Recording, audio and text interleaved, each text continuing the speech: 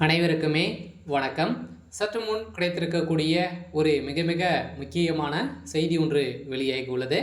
சற்று முன் பாலியல் விவகாரத்தில் உதயநிதிக்கு நீதிமன்றம் இறுதி தீர்ப்பு, இது மாதிரி வந்து பார்த்தீங்கன்னா செய்திகள் வந்து வெளியாயிருக்கு. ஏற்கனவே தெரியும் அனைவருக்குமே வந்து பார்த்தீங்கன்னா பாலியல் அண்ணா பல்கலைக்கழகத்தில் நடந்த பாலியல் தொந்தரவின் அடிப்படையில் அங்கே இருக்கக்கூடிய மாணவிகள் அனைவருமே கொடுத்த வாக்குமூலத்தின் அடிப்படையில் இப்போ குற்றவாளியாக திமுக சேர்ந்த பிரமுகர் வந்து பார்த்தீங்கன்னா ஞானசாகர் அவர்கள் வந்து குற்றவாளியாக கைது செய்யப்பட்டிருக்காரு. அவரும் சிறையில் வந்து அடைக்கப்பட்டிருக்காங்க. அதை பார்த்தீங்கன்னா இதைத் தொடர்ந்து இதற்கு உறுதுணையாக திமுக கூடிய முக்கிய புள்ளிகளாக வந்து பார்த்தீங்கன்னா இதில் வந்து இருக்காங்க. இதில் வந்து துணை முதல்வரும் உதயநிதி ஸ்டாலினுடைய பேரும் வந்து அடிபட்டு இருந்திருந்த நிலையில் குற்றவாளியாக கைது செய்யப்பட்டிருக்கக்கூடிய அவருடைய வீட்டிலும் அவருக்கு சம்மந்தப்பட்ட இடங்களிலும் ரைடுகள் வந்து நடந்தது.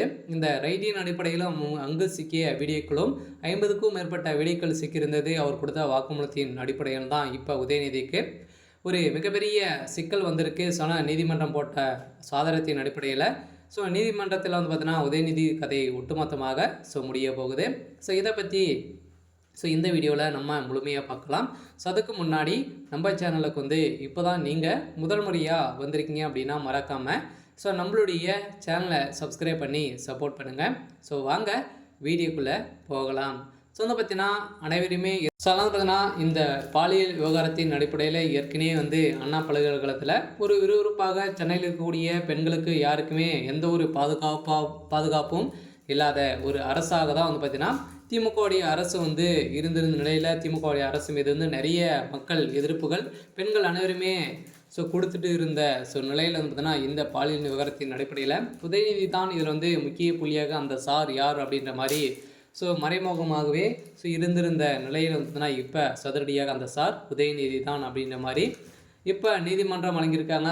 இவர் சிக்கிய 50க்கும் மேற்பட்ட வீடியோக்கள் மூலமாக இவர் வந்து இவருடைய வீடியோக்கள் வந்து பார்த்தீங்கன்னா நிறைய வீடியோக்கள் வந்து சிக்கிய சம்பவத்தின் அடிப்படையில் தான் இதற்கு உறுதுணையாக உதயநிதி ஸ்டாலின் அவர்கள் வந்து இருந்திருக்காரு. இதனுடைய தைரியத்தினால் தான் அவர் வந்து செஞ்சிருக்காரு அப்படின்ற மாதிரி வந்து பார்த்தீங்கன்னா நீதிமன்றம் வழங்கக்கூடிய தீர்ப்பின் அடிப்படையில் இவருக்கு 7 ஆண்டு சிறை தண்டனை விதிக்க போகிறதாக ஒரு தகவல் வெளியாக இருக்குது. பார்த்தீங்கன்னா இதில் சிக்கிய முக்கிய அமைச்சர்களாக வந்து இருக்காங்க. அமைச்சர் சுப்பிரமணியன் அவர்களுக்கு தான் முக்கிய ஒரு நபராக இந்த பாலியல் விவகாரத்தில் வந்து இருந்திருந்த நிலையில் ஏற்கனவே அமைச்சர் ரகுபதியும் அவர்களும் பார்த்தீங்கன்னா இதில் வந்து ஒரு முக்கிய புள்ளியாக தான் இருந்திருக்காங்க.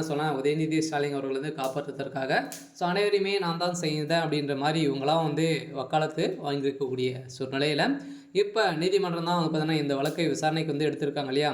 இந்த வழக்கின் மூலமாக இதில் சிக்கியவர்கள் அனைவருமே கைது செய்யப்பட போகிறாங்க. இதில் வந்து விசாரணைக்கு உட்படுத்தியிருக்காங்க. இந்த விசாரணையின் அடிப்படையில் தான் உதயநிதிக்கு நீதிமன்றம் சிறை தண்டனை விதிக்க போகிறதாக ஒரு தகவல் வெளியாக இருக்குது. இருந்தாலும் என்ன நடக்க போகுது அப்படின்றத வெயிட் பண்ணி பார்க்கலாம். இது மாதிரி செய்திகளை தெரிஞ்சுக்கணும் அப்படின்னா மறக்காமல் நம்மளுடைய சேனலை சப்ஸ்கிரைப் பண்ணி சப்போர்ட் பண்ணுங்கள். தேங்க்யூ.